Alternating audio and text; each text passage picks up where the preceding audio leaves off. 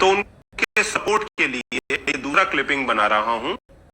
जिनको भी एक्सरसाइज पूरी तरह अंडरस्टैंड करना है वो पार्ट 1 भी देखें और ये पार्ट करना स्पीड पर करनी चाहिए। घुटने की आर्थराइटिस में या फिर बैक पेन के अंदर जो अर्ली आर्थराइटिस होता है उसमें क्या एक्सरसाइजेस करना चाहिए, उसके ऊपर मैंने एक क्लिपिंग बनाया है जो कि पार्ट 1 है। और उसको पूरा देखने के बाद में भी मैं ये देख रहा हूं कि कई लोगों को समझ में नहीं आ पा रहा है कि एक्सरसाइजेस किस स्पीड पर करनी चाहिए और किस तरह से करना चाहिए। तो उनके सपोर्ट के लिए मैं ये दूसरा क्लिपिंग बना रहा हूं।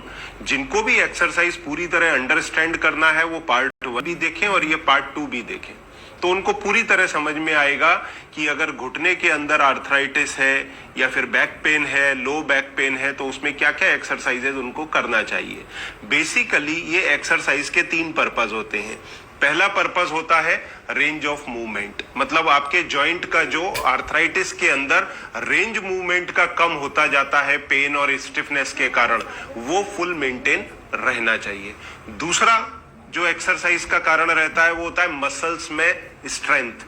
अब जैसे घुटने का आर्थराइटिस है तो उनको 4 तरह के मसल्स के अंदर फुल स्ट्रेंथ चाहिए। पहला थाई मसल क्वाड्रिसेप्स, दूसरा हैमस्ट्रिंग पीछे का मसल, तीसरा अंदर का साइड का मसल्स वीएमओ। ये वीएमओ की स्ट्रेंथ के कारण उनका घुटना जो है ना डिफॉर्मिटी होकर के बाहर की तरफ नहीं जाएगा, ठीक है। और चौथा काफ मसल। काफ मसल में स्ट्रेंथ क्यों जरूरी है कि कभी भी आप पैर लटका करके बैठे तो उसमें सूजन ना आए। तो पहला चीज था रेंज ऑफ मूवमेंट, दूसरा है muscular strength for the stability of joint, ठीक है। और साथ में ये पेन भी कंट्रोल करेगा, स्टिफनेस कंट्रोल करेगा, स्वेलिंग कंट्रोल करेगा। इसके बाद में आता है एंड्योरेंस। एंड्योरेंस स्टेमिना बिल्ड करने के लिए, वेट लॉस करने के लिए कुछ लोग एक्सरसाइजेस करते हैं। आर्थराइटिस में मैंने अक्सर ये देखा है कि डॉक्टर सजेस्ट कर देते हैं 2 किलोमीटर 5 किलोमीटर आप वॉक करो, तो वॉक करने के चक्कर में मैदान में निकल जाते हैं चक्कर लगाने सुबह सुबह और लंगड़ाते हुए बेचारे चलते रहते हैं और जो रही सही कार्टिलेज होती है उसको भी खत्म करके ले आते हैं। तो वो कायदे से गलत है। उनको एंड्योरेंस और स्टेमिना बिल्ड करने के लिए क्या करना चाहिए, उनको एयर बाइक चलानी चाहिए। एयर बाइक मतलब मैं साइकिलिंग की बात कर रहा हूं, और ये साइकिलिंग वो वाली साइकिलिंग नहीं है जो अक्सर आप लोग जिम में या घरों में देखते हैं। ये वो साइकिल है जो हाथ से चलती है। इसमें आप जो पेडल है वो हाथ से चला सकते हैं। तो क्या होगा, जो लोड पैरों पे पूरा पड़ता है ना वो 50% आपके हाथों पर शेयर हो गया। तो हाथ और पैरों के दोनों के कॉम्बिनेशन से जब ये एयर बाइक चलेगी तो आपके घुटने के ऊपर ज्यादा प्रेशर नहीं आएगा और आप रोक पाएंगे, पूरे मूवमेंट मेंटेन कर पाएंगे, हाँ, और साथ में मसल्स में स्ट्रेंथ भी ला पाएंगे, एंड्योरेंस और स्टेमिना भी बिल्ड कर पाएंगे। मतलब तीनों काम उस साइकिलिंग के अंदर हो जाएगा, जिसको एयर बाइक कहते हैं। हाथों से पैडल चलते हैं जिसके अंदर, तो 50% लोड उसके अंदर शेयर हो जाता है, बॉडी की फुल एक्टिविटी होती है, एंड दैट इज बेस्ट। और इसके अंदर आप वेरस वेल्गस डिफॉर्मिटी जिन लोगों को है, मतलब जिनके घुटने टकराते हैं या घुटने फैल गए हैं, बाहर चले गए हैं, वो उस डिफॉर्मिटी को भी साथ में करेक्ट कर सकते हैं। तो मैं इसी क्लिपिंग के अंदर वो भी आपको बताऊंगा कि किस तरह से वो डिफॉर्मिटी करेक्ट होती है। तो अभी हम शुरू करेंगे एक्सरसाइजेस के लिए। 4 तरह की एक्सरसाइजेस मैं इसमें बता रहा हूं और 5वीं लो बैक पेन के लिए है। ये पांचों एक्सरसाइज फंक्शनली आपको किस तरह करनी है, अगर इसका प्रोसीजर समझना है तो मेरी आप लास्ट क्लिपिंग सुने, पार्ट 1। और अगर आपको ये जानना है कि एक्चुअल में आपको किस स्पीड पर और किस तरह से करना है, तो इस क्लिपिंग के अंदर आप समझें कि आपको किस स्पीड पे और किस तरह से ये एक्सरसाइजेस करनी है। आइए देखते हैं। देखिए, ये फर्स्ट एक्सरसाइज है। इसके अंदर थाई के ऊपर, थाई की मसल्स जो है क्वाड्रिसेप्स, उसमें ये स्ट्रेंथ लाता है। इसमें हम लोग क्या क्या करेंगे, एक तो 1 kg के एंकल वेट टांगेंगे। ये देखिए नीचे टंगे हुए हैं एंकल वेट। उसके बाद में ये प्लेट लगाएंगे बीच में, जिससे ये घुटने जो है ना ये पास रहे। ये पास रहेंगे ना घुटने एक दूसरे के, कोई गैप नहीं रहना चाहिए। ये प्लेट नीचे गिरनी नहीं चाहिए। ये प्लेट नीचे नहीं गिरेगी तो ये अंदर की मसल्स हैं, वेस्टिस मीडियलिस ऑब्लिक, वीएमओ मसल, ये वीएमओ मसल में स्ट्रेंथ आएगा तो ये घुटने को बाहर नहीं जाने देगी, जो अक्सर ऑस्टियोआर्थराइटिस में डिफॉर्मिटी होती है, या इवन रूमेटॉइड आर्थराइटिस में भी लेटर स्टेज के अंदर ये डिफॉर्मिटी आ जाती है और इसके कारण घुटने पहले खराब होते हैं और सर्जरी की जरूरत पड़ती है। अब या तो ये प्लेट पूरी तरह से फंसनी चाहिए, कुछ लोगों के जिनके घुटने पहले से ही दूर चले गए हैं इस तरह से, जब वो जोड़ के बैठते हैं तो ये इस तरह से घुटनों में गैप रहता है, तो वो क्या करें, जिनके गैप है वो फिर ये प्लेट ना लगाएं, क्योंकि उनके तो प्लेट लगाएंगे नीचे गिर जाएगी। तो ये बेल्ट आता है, ये बेल्ट मंगा करके ले, ये देखिए ये बेल्ट मंगा करके ले और ये बेल्ट इधर टाइट करके ये गैप को खत्म करें और फिर उसके बाद में ये एक्सरसाइज करें।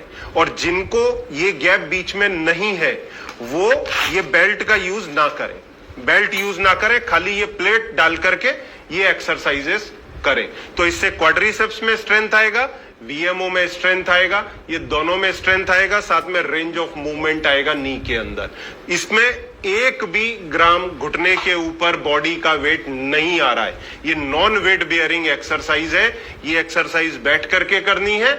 अब सेकंड एक्सरसाइज में बताऊंगा जो कि उल्टे लेट करके करनी है। देखिए ये सेकंड एक्सरसाइज है, इसके अंदर एंकल पर वेट डाला हुआ है, अगर आपको तकलीफ हो तो शुरू में बिना एंकल वेट के भी कर सकते हैं। एंकल पर वेट डाला हुआ है, हैमस्ट्रिंग मसल्स के ऊपर पूरा टेंशन आता है, ये हैमस्ट्रिंग स्ट्रेंथनिंग एक्सरसाइज है।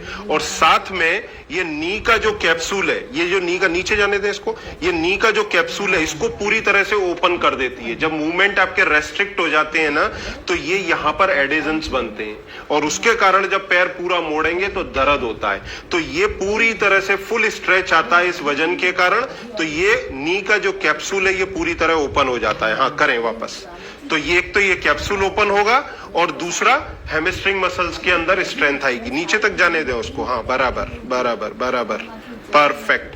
तो ये इस तरह से एक्सरसाइज करें हैमस्ट्रिंग मसल स्ट्रेंथ के लिए, और नी कैप्सूल की स्ट्रेचिंग भी इसमें साथ के साथ हो जाती है। देखिए ये रेंज ऑफ मूवमेंट के लिए अब तीसरा एक्सरसाइज है ये, इसमें फुल नी के ऊपर फ्लेक्शन, हिप के ऊपर फ्लेक्शन और फुट के ऊपर फ्लेक्शन, तीनों पे फ्लेक्शन और तीनों पे एक्सटेंशन, हिप, नी और फुट तीनों पे आता है। तो फुल रेंज ऑफ मूवमेंट होते हैं लोअर लिम्ब के। आप साथ में हाथों का सपोर्ट भी ले सकते हैं और घुटनों के बीच में गैप ना रखें, कोशिश करें गैप ये नहीं आए। हाँ बराबर करते रहिए, बराबर, बढ़िया, फर्स्ट क्लास। ये सारी जितनी भी मैं एक्सरसाइजेस बता रहा हूं ना, एक बार में 15 बार और 15-15 के 3 सेट ये आपको करने हैं। मतलब 45 बार ये करनी है, 45 बार पिछली, उसके पिछली 45 बार और आगे की भी 45-45 बार डेली करनी है।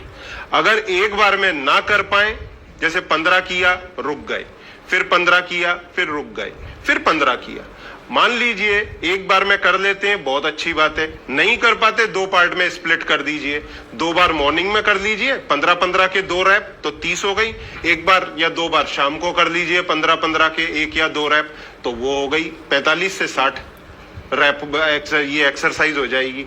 तो इस तरह से 3 सेट हमारे को मिनिमम करने हैं 15-15 के, ठीक है। देखिए ये चौथी एक्सरसाइज है, इसमें फुट को फुल्ली फ्लेक्स करते हैं, साथ में नी को नीचे दबाते हैं। जब ये ऊपर आता है तो घुटना नीचे जाता है, तो ये पीछे का कैप्सूल पूरी तरह ओपन हो जाएगा और साथ में फुट को एक्सटेंड करेंगे। ये भी 15-15 बार, 3 रिपीटेशन, ठीक है। तो 45 बार हो गया। और इससे क्या होता है, काफ मसल में स्ट्रेंथ आती है। तो जब आप कभी ट्रैवल करते हैं, पैर लटका करके बैठते हैं, तो आपको पैरों में सूजन की शिकायत नहीं आती, क्योंकि मसल्स की टोन मेंटेन हो जाती है। तो ब्लड जो है वो फ्लो होकर के ऑटोमेटिक ऊपर जाता है। अदरवाइज क्या होता है, वो नीचे के पार्ट के अंदर स्टोर होने लगता है, आपके पैरों में सूजन आ जाती है, आपको तकलीफ होती है, ठीक है। तो ये चौथी एक्सरसाइज है। ये 4 एक्सरसाइजेज अगर आप घुटने के लिए करते हैं, it is more than enough. अब 5वीं में एक एक्सरसाइजेस बैक पेन वालों के लिए और बता देता हूं, क्योंकि अक्सर जो है ना ऑस्टियोआर्थराइटिस हो या फिर रूमेटॉइड आर्थराइटिस हो, जिनको भी घुटने के अंदर तकलीफ है, मोस्टली उनको लो बैक का प्रॉब्लम भी होता ही है। तो उसकी ज्यादा नहीं, खाली एक एक्सरसाइज में आपको बताता हूं। देखिए ये लो बैक पेन के लिए एक्सरसाइज है। इसमें अपने को छाती के हिस्से को ऊपर उठाना है, 5 सेकंड होल्ड करना है, फिर नीचे जाना है। करो फटाफट करो। हाँ ये देखिए, ठीक है। नहीं 5 सेकंड होल्ड करो या 3 सेकंड होल्ड करो, फिर नीचे जाओ, इससे बैक की ये सारी मसल्स स्ट्रेंथ आती है, तो उससे क्या होगा, आपका बैक का पेन जाएगा। बैक पेन में अगर फायदा लेना है तो आप ये ना सोचें कि आप खाली दवाई खाएंगे और आपका काम हो जाएगा, ऐसा नहीं होने वाला है। जब तक आप एक्सरसाइज नहीं करेंगे आपको पूरा फायदा आएगा ही नहीं। इसके अंदर 50% रोल अगर दवाइयों का है तो 50% आपकी मेहनत का, एक्सरसाइज का है। ठीक है। अच्छा, जो लोग इस तरह से नहीं कर पा रहे हैं वो हाथों का सपोर्ट ले सकते हैं। देखिए ऐसे, हाँ करिए, वापस नीचे जाइए, पूरे नीचे जाइए। हाँ, ये इसको इधर सीधा रखिए, पीछे लीजिए, हाँ बराबर, ये पूरा नीचे जाइए, हाँ पूरा ऊपर उठाइए। अभी ये देखिए, ये एल्बो के लेवल तक उठाने का, ये सीधा हो जाना चाहिए ऐसा, ये उठाने का, फिर नीचे जाइए बराबर, फिर ऊपर लाइए। ये इस तरह से 15-15 के 2 या 3 रैप करने का, तो इसमें लो बैक के अंदर आपको काफी आराम मिलेगा। और जिन लोगों को शुरुआत है, कंप्यूटर वगैरह पे बैठ करके दिनों दिन काम करते हैं, वो लोग खाली इस एक्सरसाइज से अपना इलाज कर सकते हैं, उनको कोई दवाई खाने की जरूरत नहीं पड़ेगी। हाँ, जिन लोगों को बैक पेन के कारण पैरों के अंदर दर्द होने लगा है, पैरों में पेन रेफर हो रहा है, उन लोग को जरूर दवाई खानी पड़ सकती है। पर जिन लोग को खाली लोकलाइज्ड पेन है इतने से हिस्से के अंदर, वो लोग तो इस एक्सरसाइज से ही अपना पेन खत्म कर सकते हैं। बराबर, बस यहां तक उठाओ, फिर नीचे जाओ। हाँ, अब वापस से हाथों को पीछे लेके बोर्ड बना करके दिखाओ, पूरे पैर भी उठाओ। हाँ देखिए, अगर आपको मोर अप्रोप्रिएट करना है ना, तो ये चेस्ट ऊपर आएगी, इधर से ये पैर ऊपर आएंगे और ये हिप से उठेगा, ना कि घुटना मुड़ेगा, घुटना स्ट्रेट रहेगा। और ये हिप से ऊपर उठेगा। ये देखिए, इस समय ये पैर भी दोनों उठे हुए हैं और ये चेस्ट का पोर्शन भी उठा हुआ है, तो ये पूरा बोट शेप बॉडी बन गया। ठीक है, तो ये आपके योगा के अंदर भी, योगाभ्यास के अंदर भी ये आसन आता है। और जो लोग योगा रेगुलर करते हैं वो काफी करते होंगे इसको, इससे बैक पेन के अंदर पूरी तरह से लाभ मिलता है। ठीक है, तो ये करें, और साथ में बाकी के नी की आर्थराइटिस के लिए जो मैंने एक्सरसाइजेस बताई हैं वो करें। अब इसके बाद में अगर आपको वेट लॉस करने के लिए, एंड्योरेंस स्टेमिना के लिए एक्सरसाइजेस करनी है, तो साइड में देखिए, ये एयर बाइक आती है जो पैरों से चलती है और हाथों से चलती है। ये एयर बाइक आप चलाना शुरू करें। इसके साथ में आप पैरों की, घुटनों की डिफॉर्मिटी को भी करेक्ट कर सकते हैं और साथ में अपना वेट लॉस भी कर सकते हैं। रोज इसको 15-20 मिनट सुबह, 15-20 मिनट शाम, या आधा घंटा एक टाइम कभी भी दिन के अंदर कर लें, तो आपको वेट लॉस करने में भी सहायता मिलेगी और डिफॉर्मिटी जो घुटने में आ जाती है वो करेक्ट करने में मदद मिलेगी। तो ये सारा मैंने आपको एक्सरसाइजेस के लिए बताया कि क्या क्या एक्सरसाइज हमारे को जॉइंट्स की करना चाहिए संधिवात के केसेस के अंदर, खास तौर से ऑस्टियोआर्थराइटिस में या फिर लेट रूमेटॉइड आर्थराइटिस में, जब नी भी इन्वॉल्व हो जाते हैं उस समय एक्सरसाइजेस जो करना चाहिए वो सारा मैंने आपको बताया, प्रॉपर तरीका बताया उसका, साथ में लो बैक पेन के लिए भी एक एक्सरसाइज बताई। ये सब करें। वजन बढ़ा हुआ है तो वजन की मेरी एक सेपरेट क्लिप है, वो देखें। और साथ में दवाइयों में क्या लें, 4 स्टेप्स, जॉइंट फ्रेश। और आपको जानकर के बहुत खुशी होगी कि अभी रिसेंटली जो अपना स्पिनेशिया है, जो पालक से दवाई बनी है central drug research institute Lucknow के अंदर, उसका हमने इंडिया में पेटेंट डाला था और साथ में यूएसए में भी पेटेंट डाला था। तो आपको ये जान के बहुत खुशी होगी कि हमारा यूएसए का पेटेंट ऑलरेडी ग्रांट हो चुका है, अभी यही महीने के अंदर ग्रांट हुआ। तो ये काफी अच्छा सब्जेक्ट है आपके लिए भी, हमारे लिए भी, और इससे मरीजों को काफी लाभ मिलेगा इस मेडिसिन से, जो हमने जॉइंट फ्रेश के अंदर एक इंग्रेडिएंट के रूप में डाला हुआ है। और साथ में इसका जो टैबलेट वर्जन है उसमें बाकी के इंग्रेडिएंट हैं, जैसे रोज हिप एक्सट्रैक्ट है, करक्यूमिन है और साथ में विटामिन सी है। वहीं अगर सैशे लेते हैं, पाउडर फॉर्म लेते हैं, तो उसमें 2 इंग्रेडिएंट और ऐड किए हैं, ग्लूकोजामिन सल्फेट और कोलेजन पेप्टाइड। ये इंग्रेडिएंट ऐड किए हैं स्पिनेशिया ओलेरेसिया पालक के एक्टिव इंग्रेडिएंट्स जो हैं, टेरोस्पर्मिन सी और बाकी के 3 एक्टिव इंग्रेडिएंट्स के साथ में। और मैं एक बात यहां खास तौर से बताना चाहूंगा, ये दवा क्यों इतनी इफेक्टिव है और क्यों इसको पेटेंट मिला, उसका एक स्पेसिफिक कारण है। जो भी दवाइयां हैं उनका रूट होता है ब्लड के थ्रू काम करना, पर घुटने या किसी और जॉइंट में कार्टिलेज तक ब्लड सप्लाई उतनी एबेंडेंट के अंदर मात्रा में जा नहीं पाती, होती ही नहीं है उतनी ब्लड सप्लाई, तो इसके लिए मोस्ट ऑफ द मेडिसिन काम नहीं करती। तो इसके लिए साइंटिस्ट ने क्या किया, एक नैनो टेक्नोलॉजी डेवलप किया और नैनो मॉलिक्यूल जो स्पिनेशिया के पालक से उन्होंने निकाल करके डेवलप किए, उसके कारण ये लिम्फेटिक रूट के थ्रू वहां तक पहुंचती है दवाई और इसका प्रॉपर कंसंट्रेशन मिलता है जिससे इसकी एफिकेसी आती है। तो ये दुनिया में पहली बार इस तरह का काम किया है और हमारे भारतीय साइंटिस्ट लोगों ने किया है ये काम और इसकी प्रॉपर एफिकेसी मिलती है और इसी पे बेस्ड हमारे को यूएस के अंदर पेटेंट ग्रांट हुआ है और इसी के ऊपर इंडिया के अंदर कोशिश जारी है और जल्दी ही ये पेटेंट यहां भी मिलेगा। इट इज अवेटेड क्योंकि यहाँ का प्रोसीजरल थोड़ा लंबा पड़ता है, इसके लिए समय लगता है और इसकी ह्यूमन ट्रायल्स भी कंक्लूड हो चुकी हैं जिसके अंदर CTX2 और कॉम्प के डेटा एक्सेलेंट हैं, काफी अच्छे निकले, जिसके कारण हमको इंश्योर हुआ कि this is very much effective in case of any type of arthritis to save the cartilage और साथ में एक लेवल तक ये उसको रीबिल्ड करने की क्षमता भी रखती है। अब इसके साथ में हम 4 स्टेप भी रिकमेंड करते हैं। 4 स्टेप जो है वो दर्द और सूजन को कम करता है। सबसे पहले ये सूजन को कम करेगा, सूजन कम होगा तो दर्द ऑटोमेटिकली कम होगा और ये दोनों ही चीजें पूरी तरह से सेफ हैं, न्यूट्रिशनल सप्लीमेंट कैटेगरी के अंदर हैं, आराम से आप ले सकते हैं, लंबे समय तक आप ले सकते हैं और इसके साथ में आपको एक्सरसाइज और वेट कंट्रोल, ये 2 चीजें आपको जरूर करनी है। जनरल प्रोटोकॉल फॉलो करना है, जैसे आर्थराइटिस के अंदर आपको प्रोटोकॉल क्या फॉलो करने हैं, ज्यादा वॉक ना करें, ज्यादा सीढ़ी ना चढ़ें, प्रिकॉशंस लें, देसी टॉयलेट यूज ना करें, कमोड सिस्टम यूज करें वगैरह वगैरह और उसके साथ में ये 2 दवाई और बाकी के 5 प्रिकॉशंस लें तो आपको संधिवात में या फिर रूमेटॉइड के अंदर घुटनों की सर्जरी की जरूरत लाइफ टाइम नहीं पड़ेगी।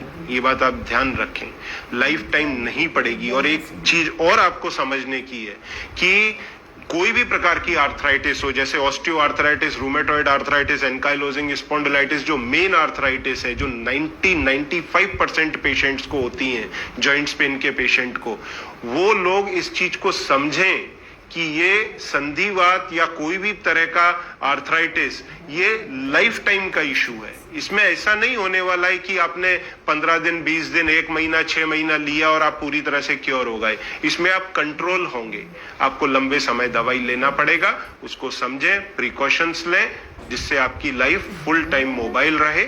और अधिक जानकारी के लिए आप नीचे दिए गए बटन के ऊपर प्रेस कर सकते हैं, मेरे असिस्टेंट आपको हेल्प करेंगे, जरूरत हो तो आप मेरे से भी कांटेक्ट कर सकते हैं। Thank you.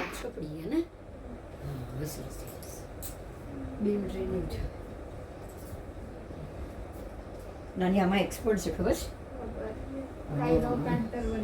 હા એટલે હા પણ તો એટલે જ હવે આ એક્સપર્ટ છે તો કોઈએ શીખવાનું નાની પછી કોણ શીખશે